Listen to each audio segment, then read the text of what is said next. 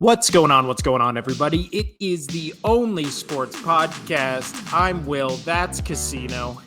We are back, Casino, after a long, I believe it was 11-day break between this episode and our last one. How you been? I've been good. But yeah, we needed that break. Just need that break. Our fans were just too wild, too crazy. We needed to take time off. You went to Disneyland for 4 days.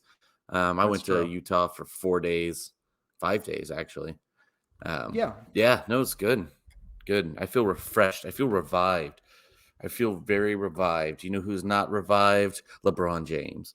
And we can move on to that in a bit. But yeah, no, I'm doing great. How are you? You good? Yeah, I'm good. But yeah, as Casino said, the only reason we have not recorded a podcast is because I went on vacation, then he went on vacation, and then there was a holiday in between, and it just bad timing all around. But we didn't miss much, just most of the playoffs for the NHL and NBA. Thank God none of the series were good. Like, I mean, we'll talk about Celtics Heat, but I'm so glad that series was over. Those games were god awful. Even the one that went Game 6 that went to the buzzer beater was not good until the final 2 minutes of that game. Like that, the rest of that game was a slog. I hated that series. And then Nuggets Lakers, which we'll, as Casino alluded to before he started sneezing, let's start there, and then we will talk about what happened in the Miami Heat Celtics series. But so it was Nuggets Lakers, and I believe we talked about, I think it was game 1, right? It was on our last episode. We didn't talk about a lot. Yeah, but the series finished even sooner than we would have if we would have just done like the last episode, because the Nuggets swept the Lakers. Casino. Didn't see it coming. Get your brooms out, bitch. Yeah. I don't think anybody saw it coming. The first game was... No, I should have looked this up beforehand. But the first game was... Did you call a sweep? I know we came pretty close to calling it. I actually have those right. You said they would win. You said they would win 1. LA would win 1. Yes, I had the Miami. I had both. No, I had Miami in 5, Nuggets in 6. So I thought they would win the series 4-2. But what ended up happening is Miami went to 7, and then Nuggets swept. So, yeah, I think the thing about this Nugget-Lakers series was, and I'll ask you the question, were the Nuggets underrated or were the Lakers overrated? Lakers overrated all day. Because it's a combination of both. Because it's... I'll get into that with hockey as well for a certain team. But the Nuggets, they're just such a well-balanced team. They play like a full team. Yes, you had Murray playing really well and Luka playing really well. You know, you had a great one too.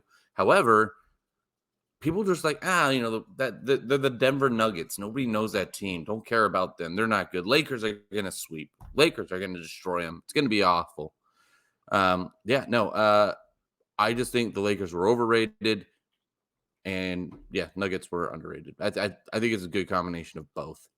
But I would have to say the Lakers being overrated because they're the Lakers. Everybody's like, oh, Anthony Davis is playing out of his mind right now. LeBron is LeBron. Yeah, no, it wasn't great. And then you had Russell and Reeves playing really well, and good on them. They were awesome. But no, everybody overlooked the Nuggets and the talent they had on that team. And you said it, where the Lakers haven't played a team like that yet. Offensive, defensively, no. They did not play a team the entire series, entire postseason like the Nuggets. They weren't ready for it.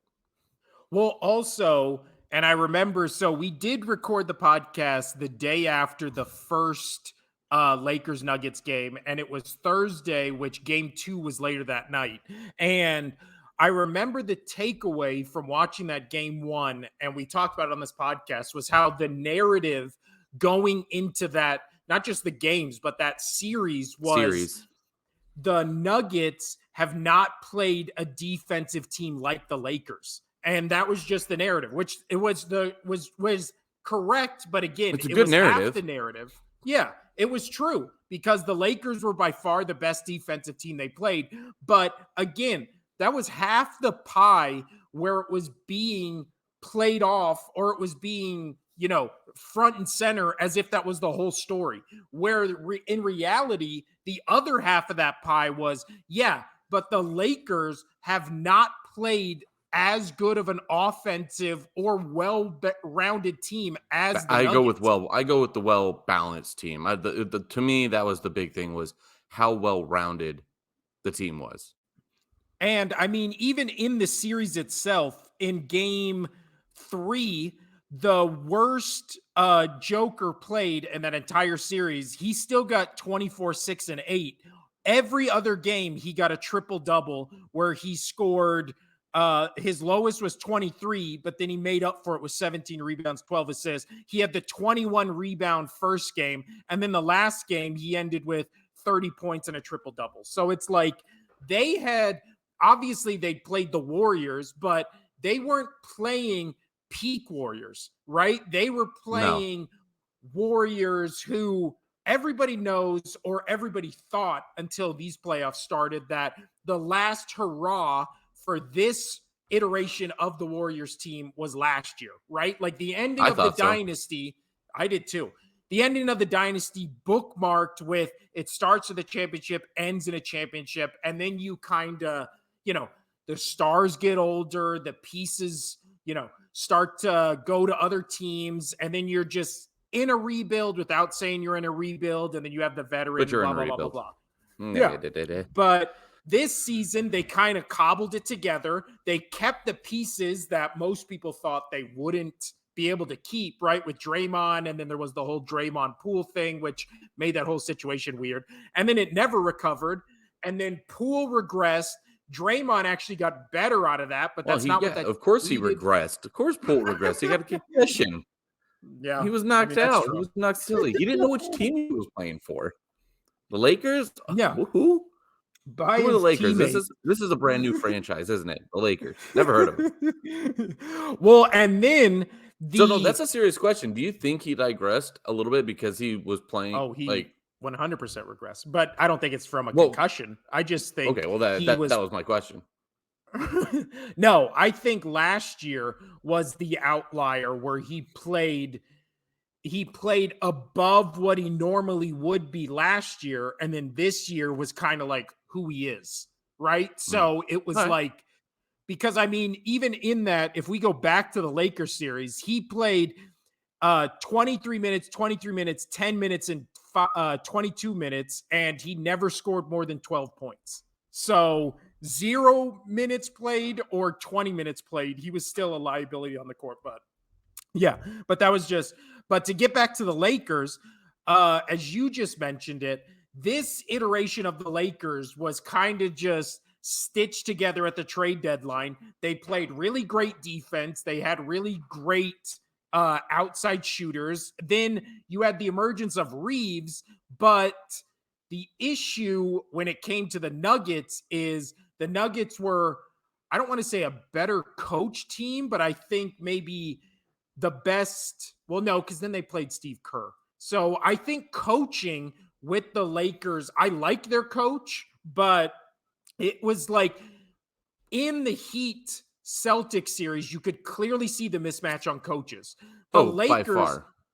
they never had the advantage in coaching. It was either they were not out coached, but had a better coach when they played Steve Kerr. And then when they played the Nuggets, it's like same level in my eyes. I think actually the Lakers coach is good. I think the adjustments and like timeouts he makes are the right like decisions.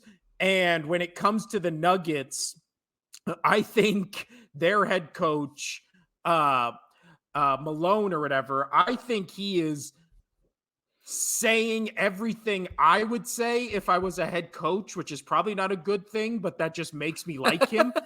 Because when the Lakers won, all he did was bitch to the media about how all they talked about was the Lakers. And it's like, I would say the same thing, but should a coach be saying this? Probably not. But because I would say the same thing, I'm entertained by it and I support him. So I really like him. And then I like Spoelstra. I do think, obviously, you can throw Kerr in there, but I don't think his team is as good as his coaching would make a big difference. Does that make sense? But Yeah, that makes sense. and we'll preview. So we're just kind of doing a recap for like the playoffs we missed since our last episode. And then we'll talk about the NBA Finals and NHL Stanley Cup being set next episode. But as far as the NBA and this Lakers Nuggets series, the ironic thing is I just said coming out of that the media talk more about the Lakers than they did Nuggets. And before we talk about the Nuggets, because I want to talk about the Nuggets because they won the series, we're going to talk about what happened afterwards, which I can't believe is a news story and people are taking seriously, which is in the press conference after So the Lakers stupid. had officially been swept. This is them pulling. This is them reaching so far up the ass of LeBron James, trying to get coverage on him. Well, I mean, he was the perpetrator of what you're talking about, which is at 100%. the press conference. He knew what he was doing. Yeah. All right, get to it. Get to it. Know, I'm sorry, I won't interrupt. If you want to know if LeBron James is the GOAT, just ask him. No, and he'll tell you. LeBro? I like that. LeBro. That's my friend. LeBro. I don't hate LeBron nearly as much as everybody else does, but I respect his. I know. Great basketball player, phenomenal basketball player. But I think you could make an argument that he's number one, right, with Michael Jordan or however you want to do it. I don't think you can make an argument that he is definitely in the top 2 of greatest basketball players ever. So I think there's an argument for 1. I don't think there's an argument for 2. I would back that. I would agree. Yeah. So he comes out in the press conference afterwards and says, I don't know, this might have been my last season. You know, I'm obviously paraphrasing, but he basically came out and was like, I'm going to take this off season to think about if I want to come back or not. Now that's paraphrasing, but like he said, it's so vague, and everybody was like, "Is this LeBron? Is this LeBron saying he's going to retire? Is he not going to wait for Bronny? What's going on?" Of course, he's going to wait for Bronny, 100%. So I think if he would have said this and there wasn't the Bronny coming to the NBA and that's all he's been like. That's kind of been his future goal, right? He obviously will talk about like, oh, I want to win a championship. But I think when people ask him about his like future, quote unquote, his go-to stock answer now is, I want to play with my son, right? Which more power to him. I actually really like that like goal. And I think it would be cool if I was in the NBA to get the opportunity to play with like my son on the same team. So I fully support him in wanting to make that happen and for that to be his goal. Now, my issue with that is you can't be saying that for 2-3 years at this point. And then when Bronny's, I believe he committed to USC, so he has to stay in college for 1 year, right? And then he can come out, or maybe he stays for 2, blah, blah, blah. The point being, you are 1 to 2 seasons away from getting the goal of the thing you wanted and have been talking about for years. And now all of a sudden you're going to be like, I don't know, this might be it for me. I'm out of here. Everybody knows this is your goal and it's the closest it's ever been until next year and then the year after when he's actually in the league. Like, why would you even try to just be like, oh, I'm retiring? Like, everybody knows you're not. Well, the reason why is because he wants people to focus on him. He just lost this series, and nobody was talking.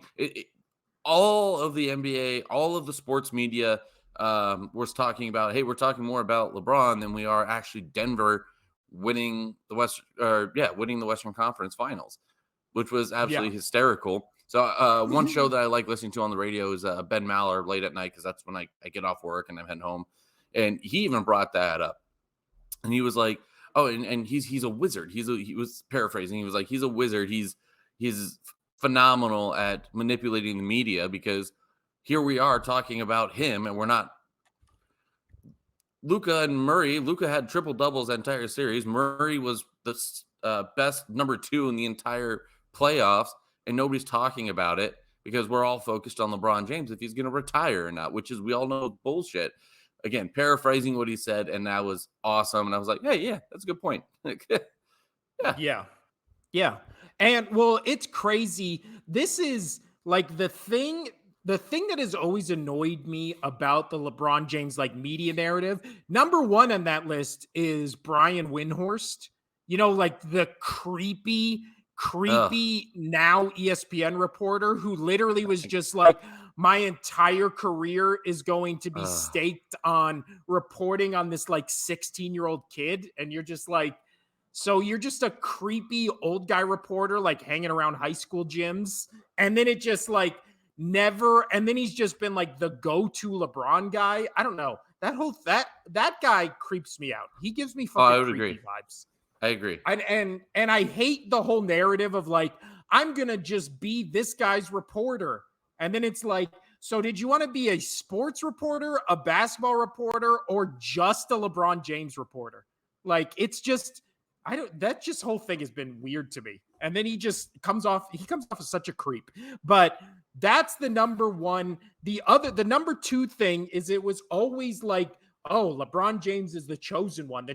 And then he lived up to the moniker, right? Like he's the second, arguably first best basketball player ever. And that he lived up to the hype. And then it's like every year we hype up one player or 2 players or 3 players depending on the draft. And this is in all sports, right? How many times have you heard in the NFL where it's like Andrew Luck, he's going to be the next John Elway, right? Oh my God, Trevor Lawrence is going to be the next. You know what though?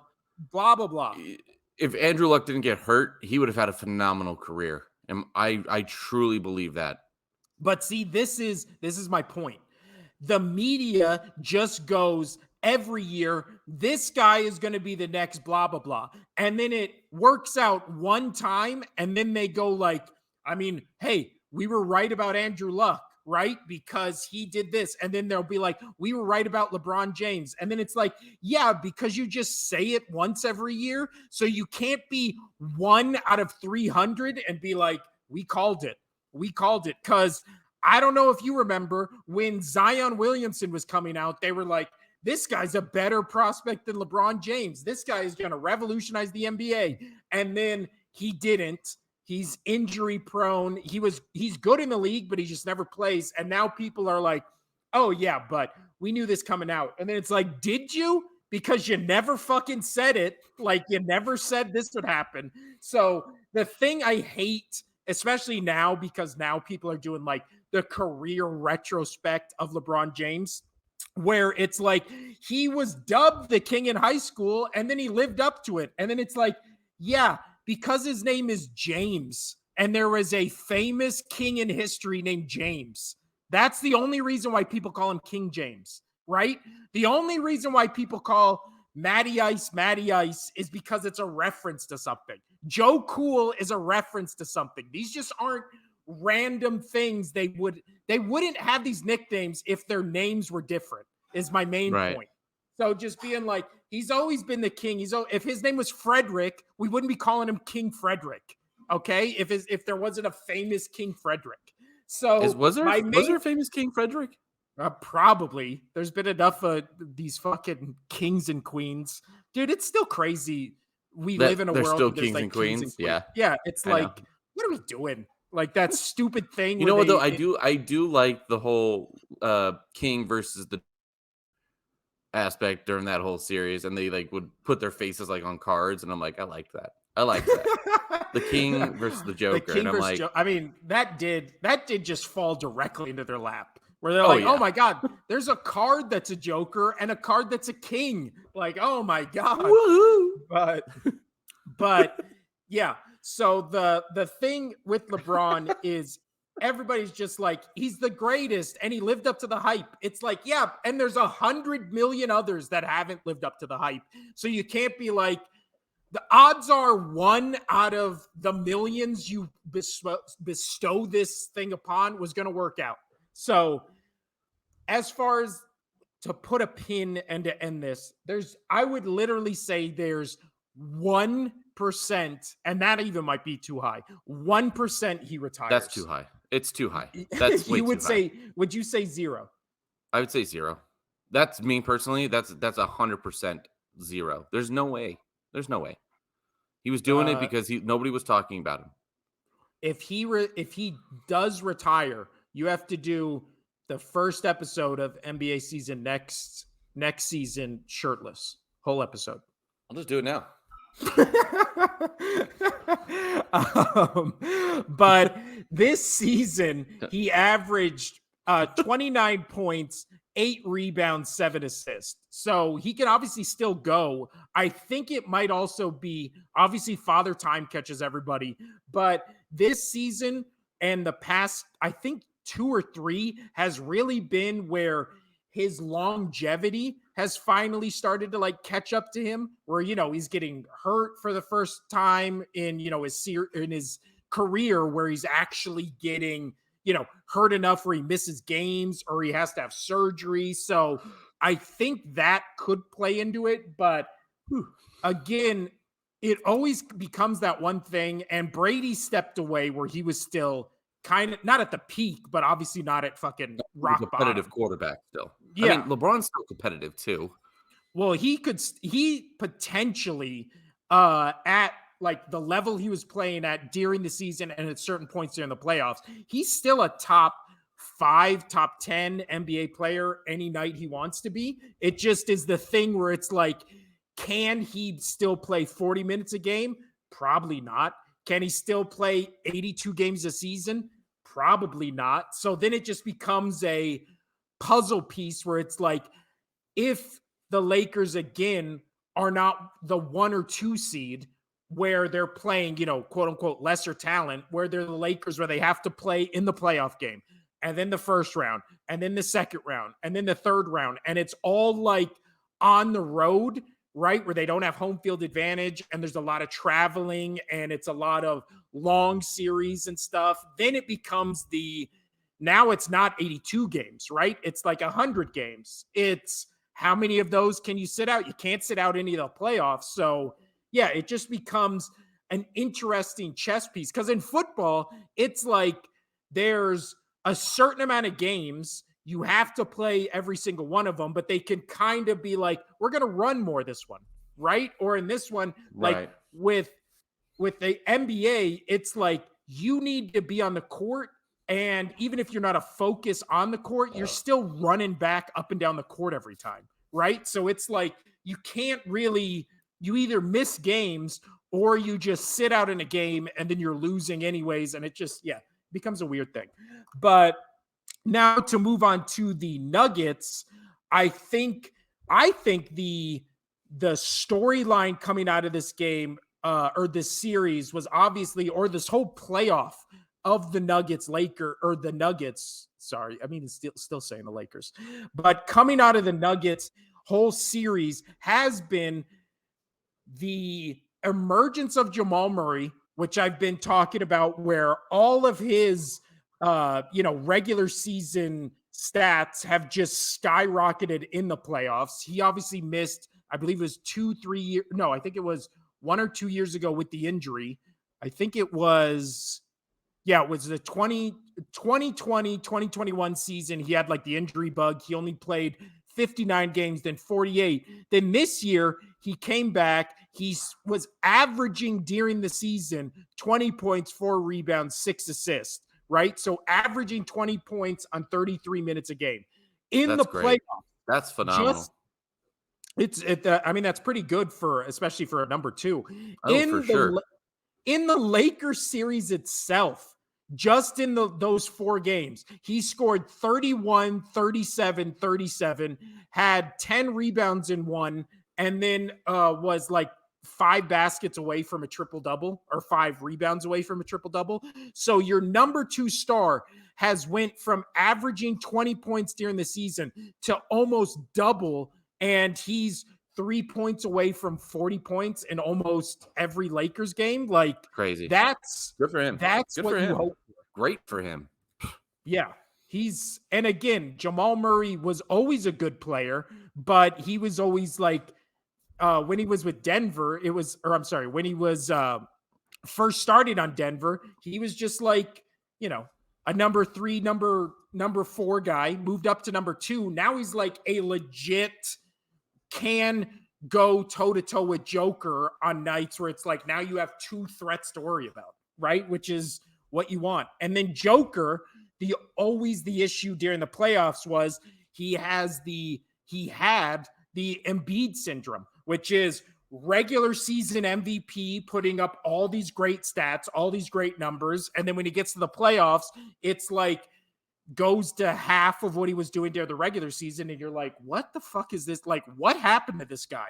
Right? We saw it with Embiid during these playoffs where it was like MVP season doing shit nobody's ever seen. And then he plays not even a good defensive Celtics team, just one good defensive player in Al Horford.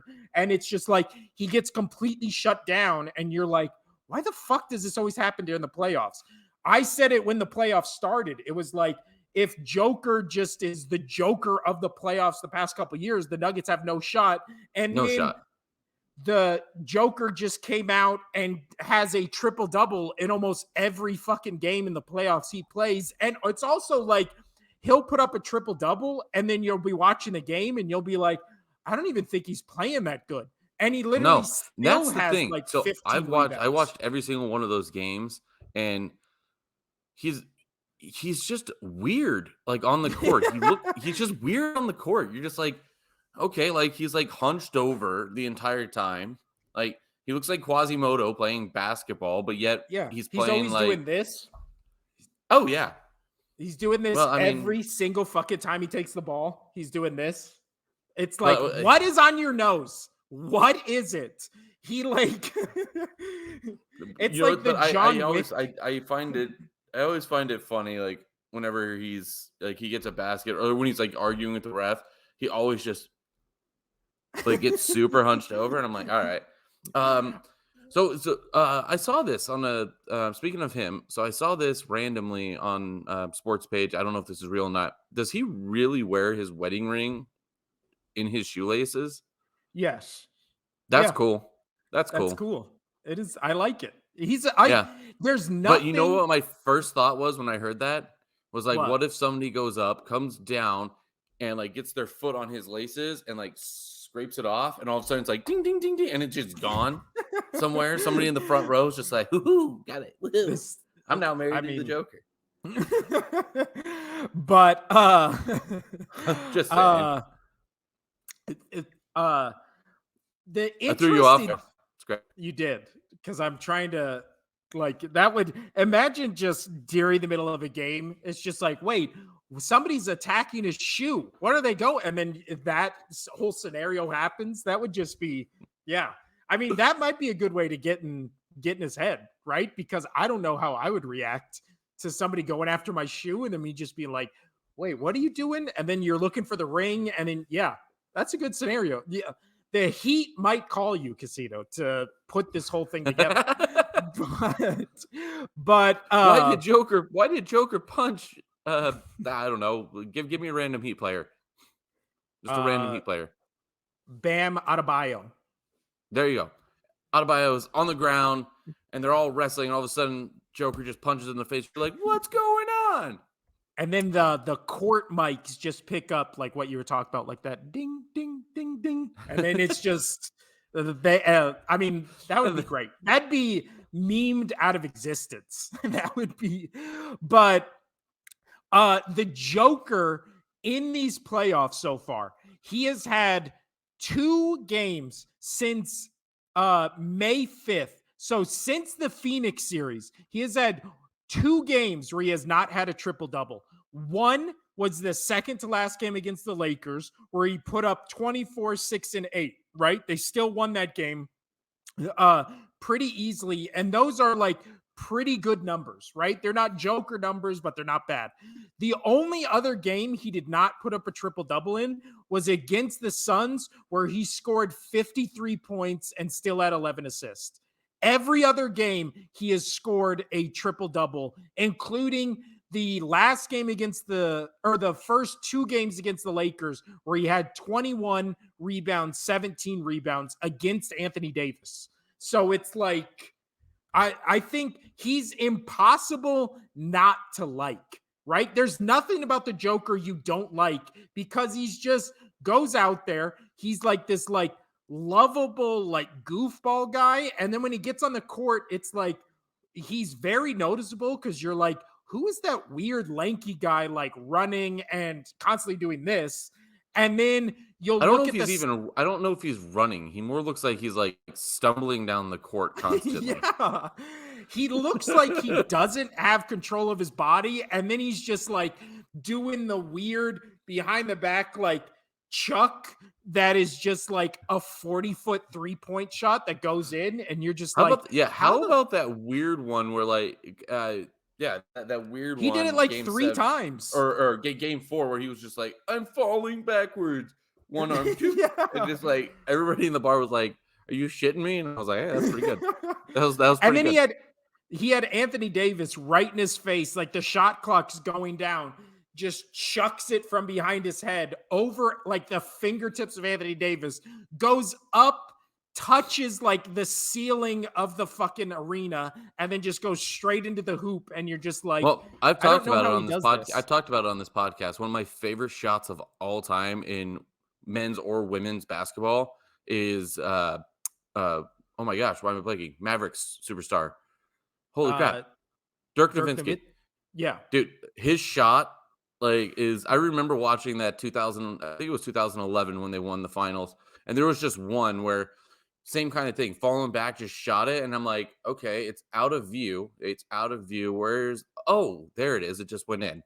And it's just Yeah. like drops in. Like it looked like one of those shots, like Luka and Dirk and one of my favorite players, I mean, for the Las Vegas Aces that I watch, the women's is Chelsea Gray. Their shots are so clean. They're just high arcing, just like, woo. And looks like somebody just like drops the basketball into the hoop. It's awesome. Yeah. Those are my favorite shots. And I don't think you can compare anyone to Joker, but I think in terms of just like looking on the court and just being like, how is this guy the best player on the court? I think you could have said the same, just appearance wise, with Dirk, right? Like Dirk on the court always just looked like, what's he doing out there? How is he the best player? And then he would just put up shots where you'd be like, how the fuck did that go in? Like, it doesn't make sense. Joker. Yeah. Joker to me is comparison just in terms of like aesthetically, not game wise, because Joker I think is a way better player. But by far. Now we can move on to the Celtics Heat series, which have to. So I know Casino loved the meme I sent him yesterday, which the last decade. I actually only saw it today. I was drunk last night. I mean, you're going to want to get drunk after I read you this. So since 2010, okay, every year, Casino, and I got this from NFL Memes, great meme page on Facebook. I think they're on everything, but I get them from Facebook. I got this from Facebook, NFL Memes. 2010, Celtics lose the finals. Next year, Patriots lose the Super Bowl. Next year, Patriots lose in the conference championship. Next year, Celtics lose in the conference finals. Next year, the Bruins lose the Stanley Cup. Next 2 years, Patriots lose conference championships. Then Celtics lose conference championships. Then Patriots lose Super Bowl. Then Celtics lose conference finals. My dog's then growling at you because he doesn't like your comments. Bruins lose Stanley Cup. Then Celtics lose conference finals to Heat again in 2020. Then 2021, the Red Sox lose the ALCS. 2022, the Celtics lose the NBA Finals. And then in this year, you got lucky. You got two, which was Bruins lose after their historic season, and then Celtics lose in maybe the funniest possible way you can lose a series, which is being down 0-3, right? And everybody's thinking sweep. And then all of a sudden you win one. And then Jaylen Brown comes out and is like, don't let us get one. Don't let us get one. And everybody's like, okay, haha. And then they win two more. And they win game 6 on maybe one of the most like, how the fuck did this just happen plays maybe ever, especially in like to save off elimination, where White just inbounds the ball. Jaylen, I literally called it. I was at work.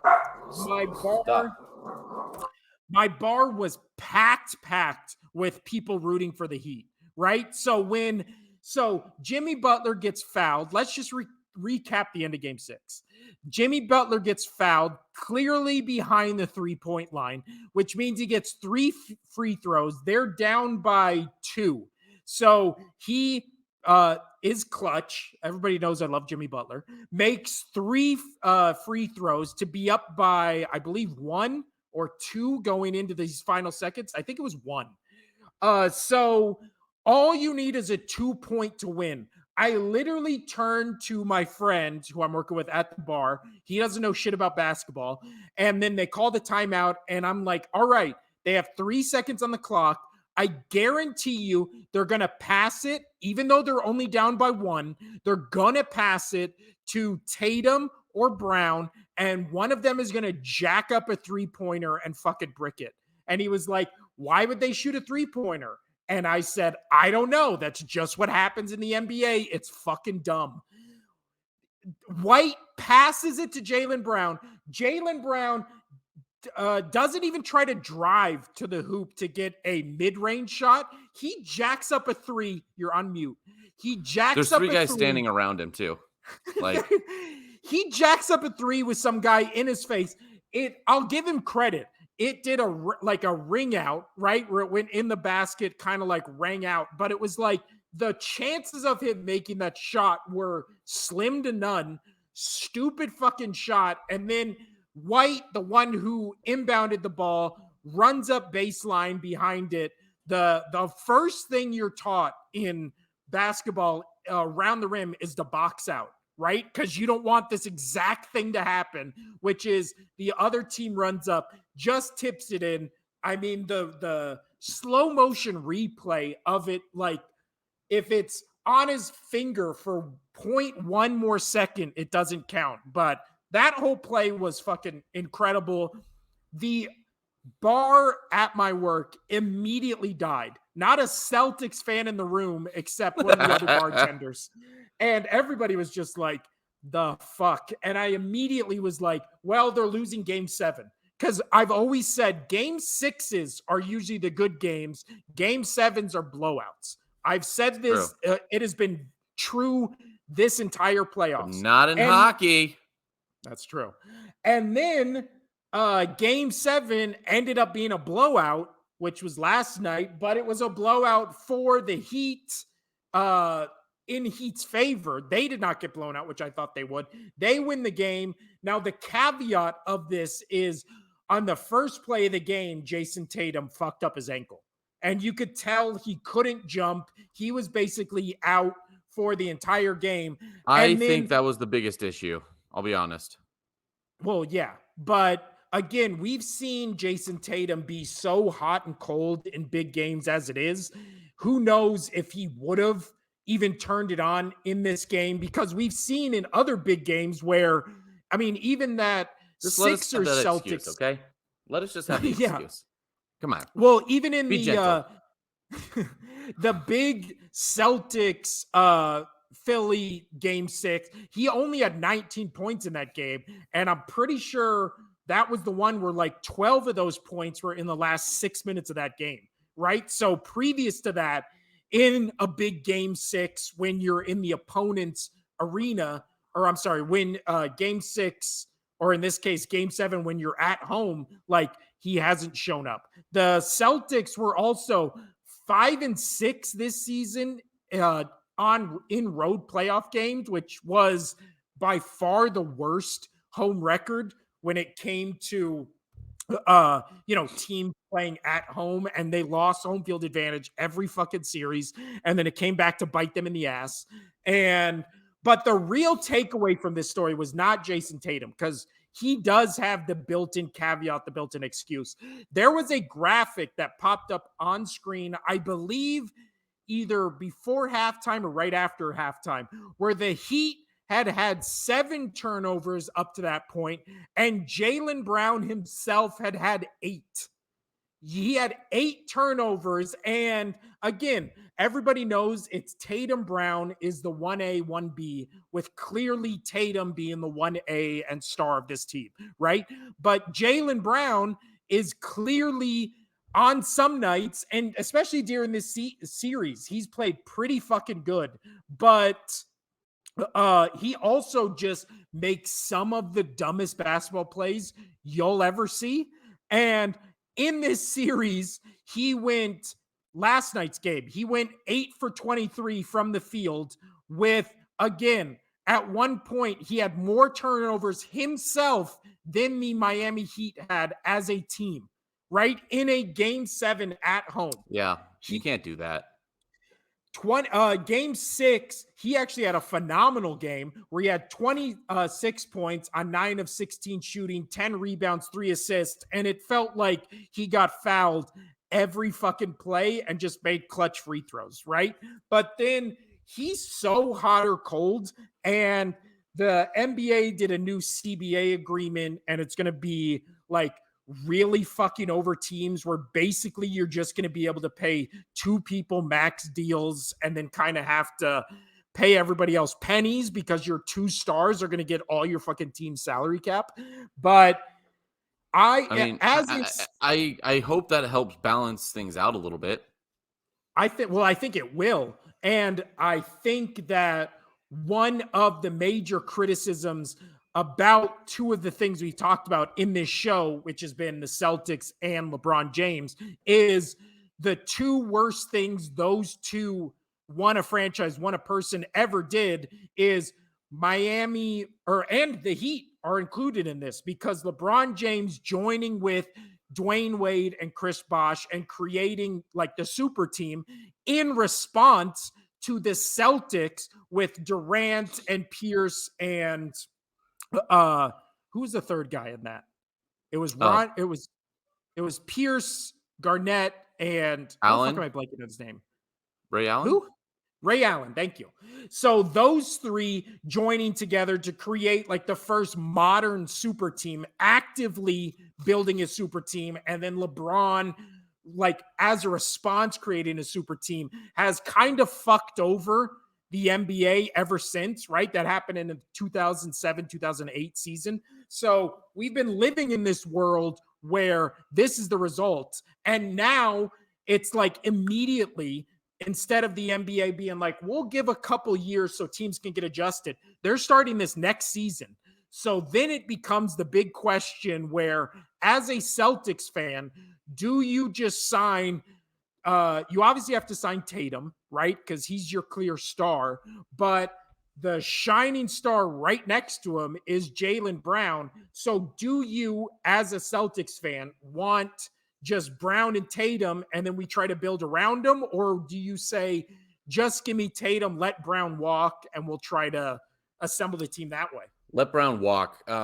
There's already talk where, I mean, you've heard it if you've been following, that Brown just doesn't fit in.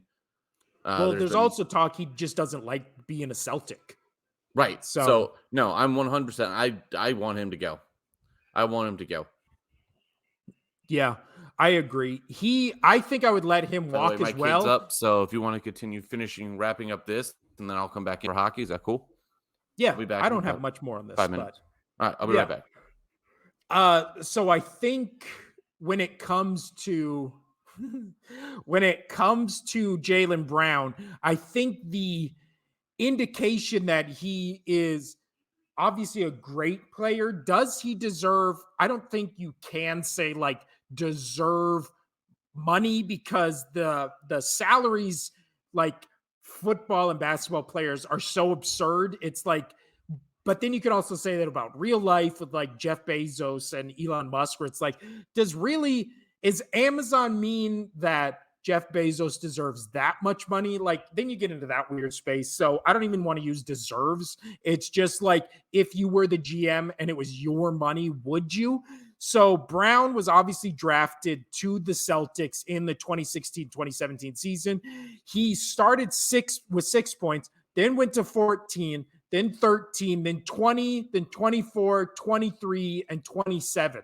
So every year he's gotten better and better, right? By playing more minutes. His rebounds go up, his assists go up. So he's clearly getting better every year. The only issue is he kind of has what we talked about, what Joker used to have, what Embiid currently does, what Harden always has had, where when he gets to the playoffs, during the season, he's averaging 26 points, right? So against Miami, he averaged 19. He did have 26. And then he had 21, 17, 12, 16, and 22. Against the Sixers, he showed up, right? He fucking murdered my team, where he had 25, 17, 24 in the last 3 games. But for me, it's always the shooting percentage, which is against Miami. Last night's game, he was 8 for 23. The game before that, he was 9 for 16, then 9 for 18, then 7 for 16, then 6 for 17, then 7 for 23. So he's not a great shooter. And then the bad part is when you're watching him, it almost seems like he tries to shoot himself out of a bad shooting night, which then just leads to more bad shooting. Like last night, the issue was shooting, right? Because it was 8 for 23, but then he also just couldn't handle the ball. Like there was that crucial point where the Celtics were kind of making a little bit of a run and, made it within, I think it was in the third or fourth quarter when they were within 9, I believe, like 9 or 8. And Jaylen Brown is dribbling down the court. He kind of has 2 Heat guys around him, but they're not like, pressing him. And he kind of just loses the ball. And then the Heat guy kind of just bounces right to the Heat guy. And you could tell he's just like, oh, like there was no defense being played on him. And then he just turned the ball over. And again, you're at home. It's game 7. You have all the momentum, not at that moment, but like going into this game. And you put on a performance where you almost single-handedly lose your game or lose the game. I would think if you're looked at as the 1A or the 1B or, the potential to like Tatum's the star, but Brown's right there, right? So when it's the game and it's the moment, game 7 in your building and your number 1 just went down because of a fluke, landed wrong on his ankle, first play of the game. And so now it's your turn to carry the team. This, especially where it's like, okay, this is the moment where I'm basically auditioning for a $200 million contract next season. That's where you want them to step up, right? That's why as a Sixers fan, when it was like, oh no, Embiid's out and it's Harden, and then he puts up 51 and you're like, oh my God, this is why you got James Harden. And then it's kind of the rest of the series progress and you're like, fuck, this is why we got James Harden, because he gives you one of those in a 7-game series when you need 3. Like, yeah. But then to have that kind of like performance where you turn the ball over so much, you only get 19, you're 8 for 23 shooting, and then it's just like, man, what do we do with you now? I think one of the most interesting questions going into this offseason is just like, will the Celtics sign Brown? I think they will. I think it will end up being a mistake, but I also I hate the Celtics as a team, right? Because I'm a Sixers fan, but I don't think there's a lot to hate about Jason Tatum. I don't think they have hateable players. right? Except Al Horford's annoying. But like star players, I don't think they have hateable players. So it's kind of like you're rooting against the Celtics, but not really against Tatum or Brown. I mean, Brown killed the Sixers, and it was kind of just like, Jesus, this guy's just good, right? He's not like annoying, but it's annoying that he's so good on the team beating your team. So I don't think he's hateable. I don't think he, has that stigma. But then it's like, is he good enough to be the number one on another team, especially another bad team that's probably going to have all the money to sign him? Like, we'll find out. But I think he We'll sticks find with out. You want to know something I also found out? My kid takes massive shits. So I mean, we gonna all have to knew take a that. second here. All right. Yeah, I mean, it's happened before. So Yeah. be right back. Okay. I hope you guys enjoy listening to BJ and his sultry tones. I mean, who doesn't? Who doesn't? The last bit of NBA news before we will get into what happened in the NHL playoffs. This has been the NBA. Now we'll get to the NHL next. But the other news coming out of the NBA is that, speaking of my team, they have hired a new head coach, which is Nick Nurse, former coach of the Toronto Raptors, famous for, the shot with Kawhi Leonard and that Raptors team knocking myself or not knocking myself, no, knocking my Sixers out of the playoffs with just a 4 bounce. I mean, I can't think of a more demoralizing moment of me as a fan of basketball than watching that shot go in. And then obviously they win the title that year. And yeah, I think this is a major, major upgrade from Doc Rivers, who I've always said I think is one of the most overrated coaches, maybe ever, just in what he's like put on this pedestal with all these great coaches. And he's literally had like one pretty good season and then historically bad seasons where you can't blow that many 3-1 leads and still be considered a great coach. I'm sorry, you just can't. Like it's counterintuitive to be like, he's one of the greatest coaches ever, but he also does these historic things no other coach has ever done that are really bad. And then you can't have those two things. So I think going from a coach like Doc Rivers to Nick Nurse, and obviously he said shit about Embiid in the past that was kind of like ways to stop Embiid. Well, if you know how to, and he did. So if you know how to stop Embiid, like, you got to know how to utilize him, and I think he will. I don't know if Harden stays. I'm kind of okay if he stays or if he goes. I just don't think. Again, it's the same thing with the Jaylen Brown thing. As a Celtics fan, or if I was a Celtics fan, I think every Celtics fan would be like, I would like to keep Jaylen Brown.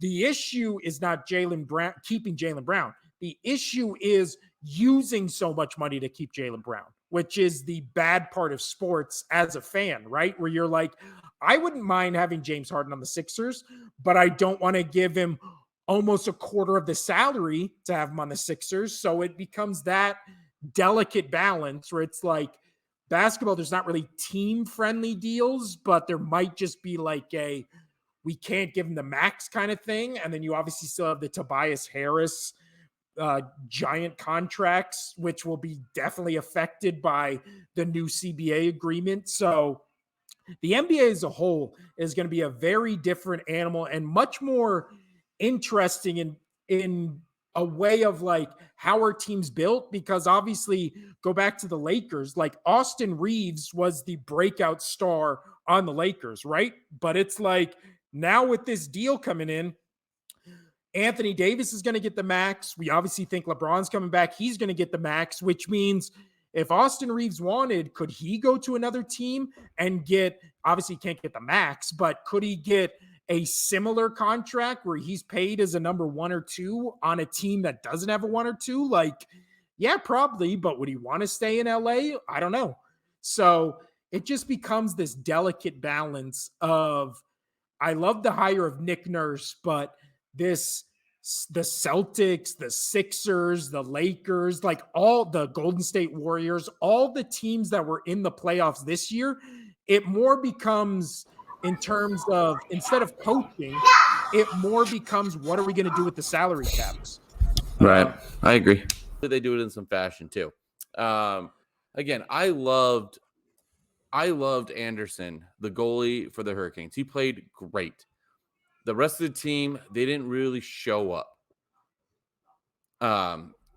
So the story of this series was, in my opinion, I didn't really think the defenses or the offenses were outrageous for either team.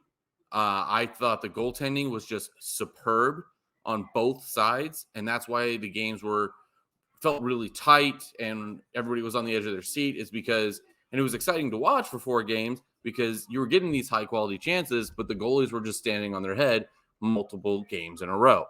Yeah. You know, I picked the Hurricanes in 6. Boy, was I wrong. And again, I don't. Florida was great. I just thought you did, but I thought picked the them Panthers, in 7. Right. I liked the Panthers. They deserved to get where they were. I just thought the Hurricanes were going to be able to take them down. So kudos, being a Boston fan and being the Bruins getting knocked out after that historic season against the Panthers. I'm glad that they made the finals. I'm really glad that they came out of the East. Out of any other team, I'm going to go with the team that beat my Bruins. Yeah. My kid's yelling at me. She's done with something. What's up? Good. Anyway. Yeah, hi, honey. Give me a hug. Yes, that's Uncle BJ. He's right there. You can see him. Yep. Anyway.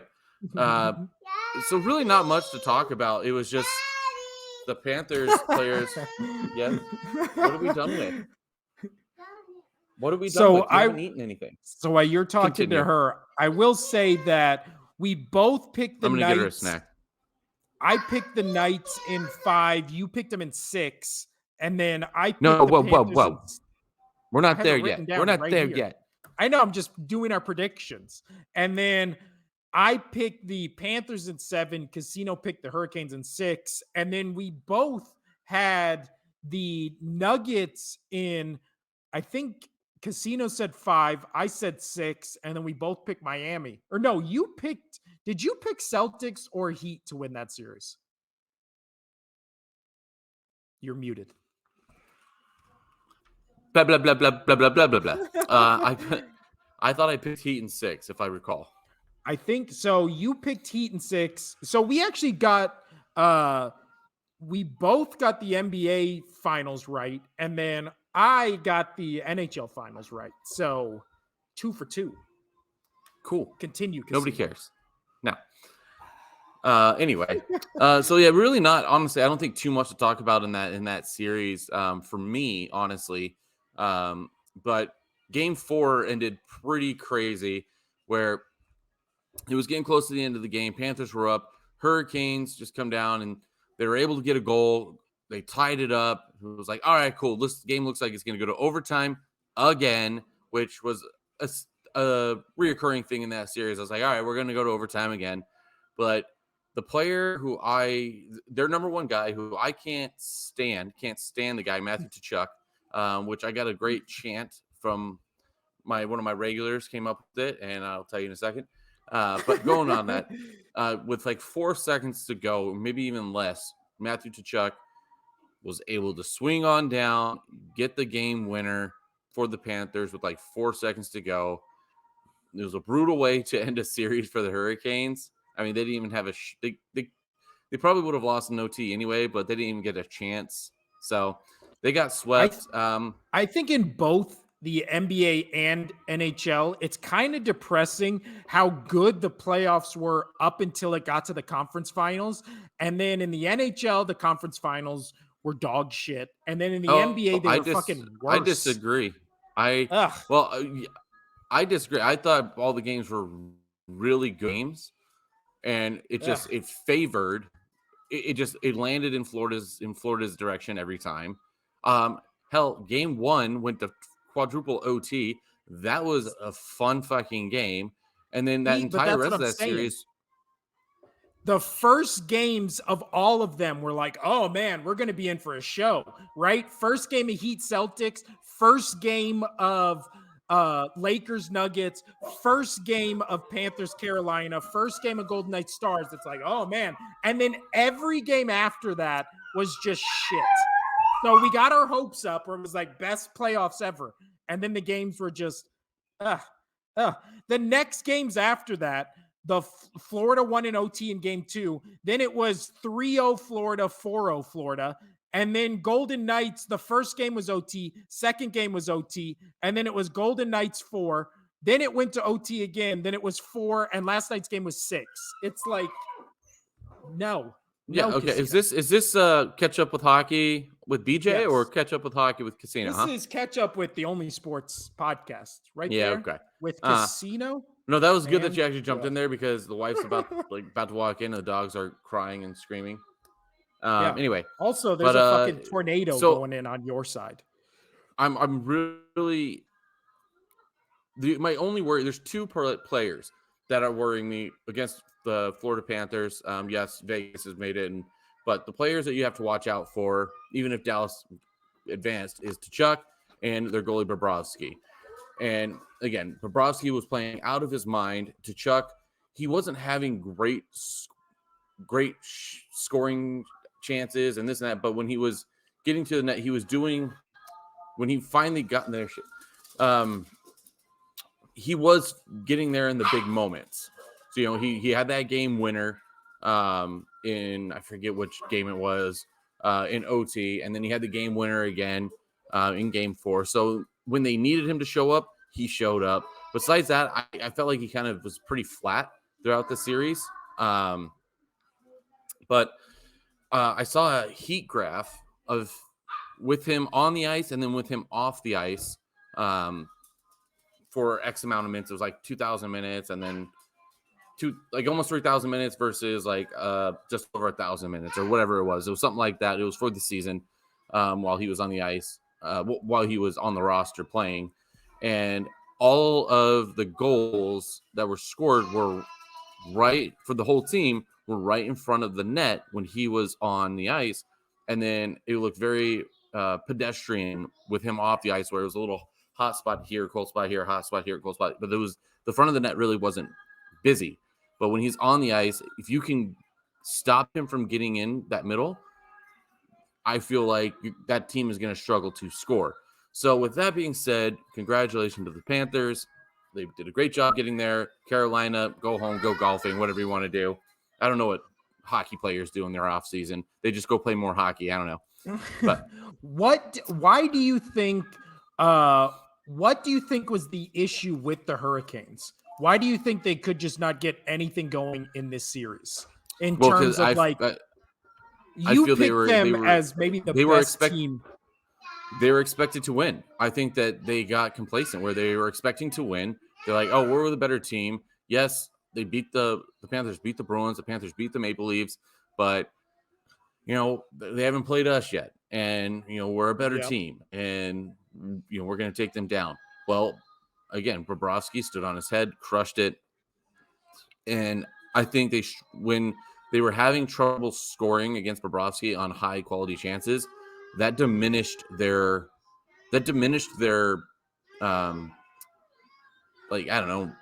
urge to play hard. And the Panthers, they're used to that though, because they were close games, not scoring. I mean, you're going against Boston and then Maple Leafs, and those games were pretty grind out series. My kid is just screaming. Pretty grind out series that that's I think they got a little too complacent where they thought that we could take the Panthers, and they were wrong. So with that being said, let's move. Do you have any more on that? I mean, that series is pretty easy. If we get a copyright strike from Frozen playing "Let It Go" in the background, I'm gonna murder you, Casino. Because it is picking up pretty clearly on the mic. Well, what do you want me to do about this? I don't know. Turn it down so it doesn't. I can't. It's on a doll. It's on a little doll. Trust me. The first time she pressed this clear thing, audio from a doll, dude. when she pressed this button for the first time and I heard how loud it was, I was like, okay, where's the volume button? Nope. Just Nope. one Yeah, no, so volume yeah, fits she's all. currently on the couch just sitting there going, bloop, bloop, bloop, bloop, just I replaying it mean, as you can it's a hear. great I don't know. song. I don't know what It's you a want me great to do. song. I don't know what you want me to do. You know what I I mean, want if you to do? anything, I want you to let it go. Just let it go. welcome back to the Only Sports Pack. Oh, wait, no, we're not starting a new episode. We're just continuing where I left off with my kid screaming. Anyway, so a lot of people thought this was going to be a sweep after the Knights went up 3-0. Big reason why is because in game 3, one of the most egregious penalties I've seen in hockey. I've seen a lot of bad penalties in hockey, but this one was just gruesome. So Jamie Benn, the captain for the Stars, can't stand the dude. He actually, this is a repeat offender. So Vegas Golden Knights captain Mark Stone goes to the ground, lost an edge. It was in front of Jamie Benn. Jamie Benn was fine. He in his press conference said, "Oh, he fell." No, you were totally fine. So Stone's laying on his back, looking up. Jamie Benn comes down, cross check to the face neck area. It was so deliberate, and they gave him a 5-minute major immediately, which that means if the Golden Knights score, they are able to score again and again, and the penalty does not go away until the full 5 minutes, even if they score. And the game got away from this was with like a minute 30 into the game, so it was pretty much game over from the very beginning. The Knights capitalized on it, but it was an absolutely disgusting. He got a game misconduct. Eventually, after that, it was a 2-game suspension, which in playoffs they kind of hinder the suspensions a little bit. If it was in the regular season, he probably got 4 games or 5. It's kind of like a 2-to-1 ratios where they call it for. So he got a 2-game suspension. Everybody was like, "Oh, he's out." Dodonov, who used to be a Golden Knight, got injured in that game as well. The Knights just cruised by, rolled through that game like it was absolutely nothing. The last, honestly, I'd probably say 35 minutes of that game looked like they were just coasting. They were just cruising. Dallas kept trying to get them to partake in fighting. There's a great one where Nick Hague was just getting pummeled in the face by one of the Dallas players, and he was just laughing. It was fantastic. So Golden Knights won that. Everybody was like, oh, with Dodonov out, with Jamie Benn out, which is part of their top line, the Knights are going to roll. Well, that was not the case. The Knights, I think this was a good thing for them because they had some games to spare. They lost the next 2, which is the first time in the playoffs so far where they didn't respond after a loss and immediately win. So, that was impressive in itself. They haven't lost more than 2 games in a row. And that only happened one time. But I think it was good for them because they fell flat in game 4 and game 5. They did not look like they wanted to play hockey. They thought they had it wrapped up and that with those stars out of the Stars lineup, that they were just going to be able to roll on them. Did not happen, was not the case. Robinson for Dallas absolutely demolished Vegas in the 2 games that Jamie Benn was out and Dodonov was still out because of injury. They could not stop him from getting in front of Aiden Hill and scoring. And you got to give Aiden Hill credit. He played absolutely phenomenal. I don't know if you watched the game, but in game 5, he had, in my opinion, it's the save of the playoffs for any goalie, or at least in the top 3, where he dives back over to his left, gets his glove out. It was like that Fleury save from the Golden Knights 4 years ago, where Fleury, oh no, did we just break? No, we're good. Where Fleury dove all the way across back the net and stopped it. It was high top tier save, great for him, but his team was not rewarding him, and there was a lot of people questioning, oh, Aiden Hill, Ottinger is going to be playing better down the stretch. Aiden Hill is going to start falling apart. Was not the case. He was the only thing good for the Knights in those 2 games. But then last night was game 6 back in Dallas, and boy, was that fun for multiple reasons. One was Vegas won. They are now conference champions. They moved to the Stanley Cup finals. But also, what I really thought was funny was there was somebody at my bar that her and her husband were like, and they're from Vegas, and they're Vegas fans, and they were saying, "Oh, this is great. I really hope that it goes to a game 7 and then the Knights win." We're like, why? And they're like, because it'd be more exciting, that's what we want to see. And we're like, no, we want to see them win. And then she was like, well, Yeah. that's not the point. You want excitement. And we were all kind of questioning. So I was like, excuse me, like, and I was bartending, so I was trying to be as professional as I could. And I was like, well, what's the purpose of playing a sport? And she goes, for the competition. And I go, no, to win. And she goes, Yeah. no, people want to play for, the competition aspect of it. And I was like, okay, what, you're thinking this is like the Olympics? Oh, yeah. In the Olympics, there's still winners and there's still losers. And that's in the greatest sports arena outlet of all time is the Olympics. That's the creme de la creme. And they're still competing to win. They're not, yes, it's competition, but they're still going to win, trying to win. And so that was really funny. And so my other bartender was like, no, I want my team to stomp 8-0 is what I want this to go. And you know what? He almost called it. It was 6-0. Vegas Golden Knights just absolutely dominated. It was their best game of the entire playoffs from full 60 minutes. It was beautiful play. Yeah. Oh, it was awesome. Awesome to watch. So they finally got back into it. And what I noticed, there was two keys to this game of why I think the Knights won was, one, they got back to Bruce Cassidy's system where they filled in that middle. They did not let the likes of now Jamie Benn being back in, Pavelski, who's one of the best tipper. I hate Pavelski with all my heart, but he's one of the best puck redirectors in the NHL history. He's phenomenal at it. They didn't let him get in front. They didn't let Jamie Benn get in front. They also didn't let Robinson, who was eaten Hill alive the previous 2 games, in front. They let all the shots out, and Adin Hill did talk about it after the game, where he was saying that this may have been the easiest game for him the entire playoffs because his defense kept every shot outside. There was really nothing in the middle for him to have to deal with, which is awesome.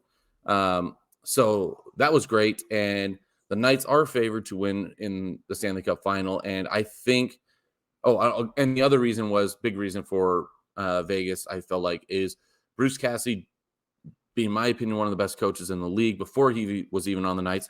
And he was, even before he was the head coach for the Bruins for 6 years, he was an assistant coach. I always liked him as a coach. He's not afraid to make big changes when he needs to make them. So he took Nicholas Waugh, he put him back on the 4th line, took him away from being a winger, put him back into his natural position as a center. Yes, it's on the 4th line, but our 4th line is one of the best lines in hockey. And that showed because they started the 4th line for puck drop, and immediately they got the first goal. They got a second goal. So the 4th line was great. That switch up where Bruce was like, okay, we're going to go back to our old system, put Waugh back to the center, and we're going to let them cook like they had all regular season, and was productive, and they were. So that was great coaching. And if we'll get into the Stanley Cups a little deeper, but I like Vegas's chances to win. As I said before, they're the most complete team left in the playoffs. Yes, Florida is a decent 4-line team, but Vegas is much deeper. And if they play the Bruce Cassidy system and they stop, as I brought up for a reason, where I said to Chuck, on the ice is all down that center, right in front of the goal.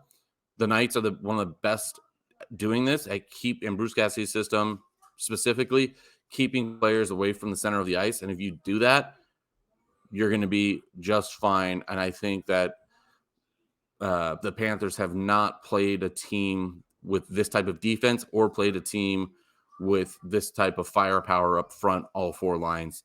So I like Vegas's chances in the Cup. We'll get into that later, but yeah, no, it was great stuff, and I think this is a good place to leave because my child is a ticking time bomb. This has been the Only Sports Podcast. I'm Will. That's Casino. Adios.